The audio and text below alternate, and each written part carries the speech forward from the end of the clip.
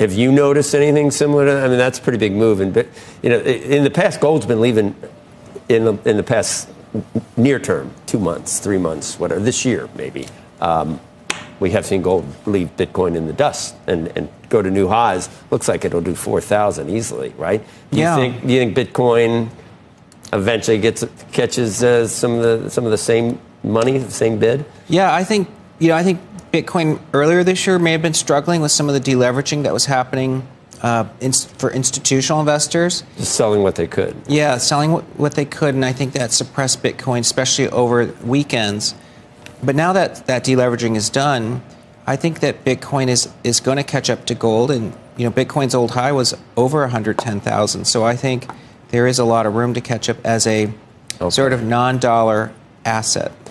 톰 리는 비트코인 디레버리징이 마무리되어 가고 있다고 얘기했습니다.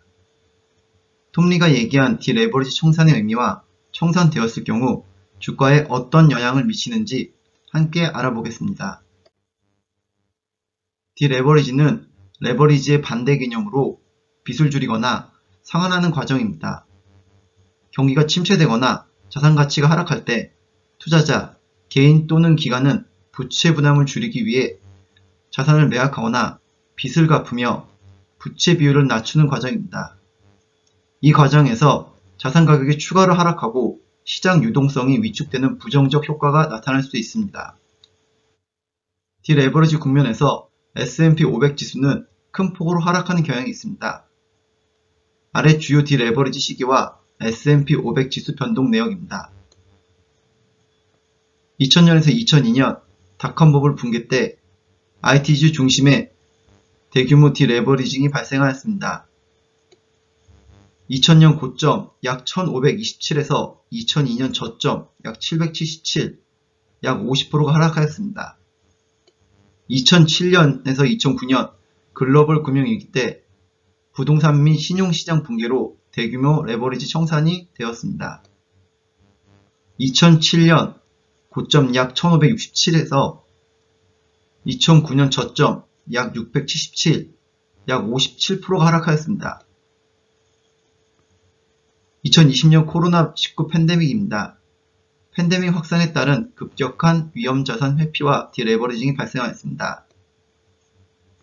2020년 2월 고점 약 3,386에서 2020년 3월 저점 약 2,237, 약 34%가 하락하였습니다. 2022년 인플레이션 금리 인상기 때 급격한 금리 인상과 경기 둔화 우려로 레버리지 포지션이 청산되었습니다. 2022년 고점 약 4,796에서 2020 저점 약 3,577, 약 25%가 하락하였습니다.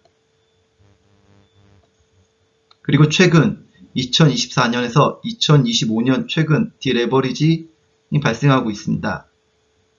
주식 고평가, 금리 변화, 글로벌 자금 흐름 변화로 최근 디레버리징이 진행 중입니다. 2024년 고점 약 6,090에서 2025년 4월 약 5,375, 약 12%가 하락하였습니다. 과거에 비해 현재 하락장의 기간은 하락 기간 및 하락폭이 많이 줄은 특징이 있다는 점을 알 수 있습니다. 디레버리지 청산은 레버리지를 활용한 선물 거래, 비트코인 선물에서 발생하는 특수한 강제 청산 방식입니다. 일반적으로 레버리지 거래는 일정 증거금만 맡기고 그보다 큰 금액을 거래합니다. 선물 마진 거래 등 레버리지를 활용한 시장에서 거래 상대방의 증거금이 부족해질 경우 이익을 보고 있는 투자자의 포지션도 강제로 청산될 수 있습니다.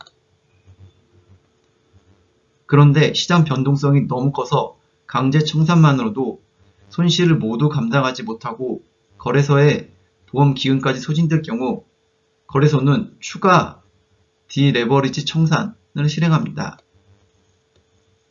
이 과정은 시장 전체의 안정성을 위해 거래소의 리스크 정책에 따라 시행됩니다. 예를 보겠습니다.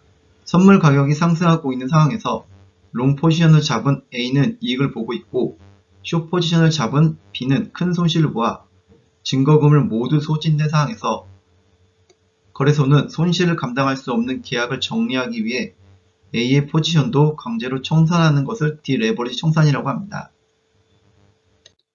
디레버리지 청산을 요약하면 디레버리지 청산은 레버리지 거래에서 거래 상대방의 증거금 부족 등으로 인해 이익을 보고 있는 포지션도 강제로 청산되는 현상입니다.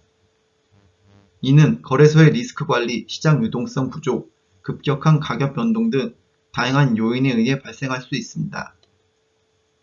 투자자는 레버리지 사용 시 이러한 시스템적 리스크를 반드시 인지하고 증거금 관리와 시장 구조를 충분히 이해해야 합니다. 디레버리지가 거의 끝났다는 의미는 해당 주식 시장에서 레버리지를 활용한 투자자들의 매도 압력이 대부분 해소되었다는 뜻으로 해석할 수 있습니다. 다만 디레버리지가 끝났다는 것이 반드시 모든 매도가 끝났다는 것은 아닙니다. 하지만 시장에서 레버리지 청산이 마무리되면 추가적인 급격한 하락, 압력이나 투매 가능성은 크게 줄게 됩니다. 비트코인이 처음 주목받았던 2018년도에 비해 2021년도, 2024년도에는 거래량이 매우 적었습니다. 즉 변동성이 그만큼 클 수 있다고 생각됩니다. 2021년에 2차 상승 후 약 50% 이상 하락한 사례를 보아 투자자들은 신중하게 접근하시는 게 좋다고 생각됩니다. 참고로 저는 저번 상승할 때 많은 물량을 뺐었고 현재 아주 조금씩 분할 매수하고 있습니다. 지금까지 톰리가 얘기한 비트코인 디레버리징이 마무리되어 가고 있다는 얘기에 대해 내용을 다뤄봤습니다.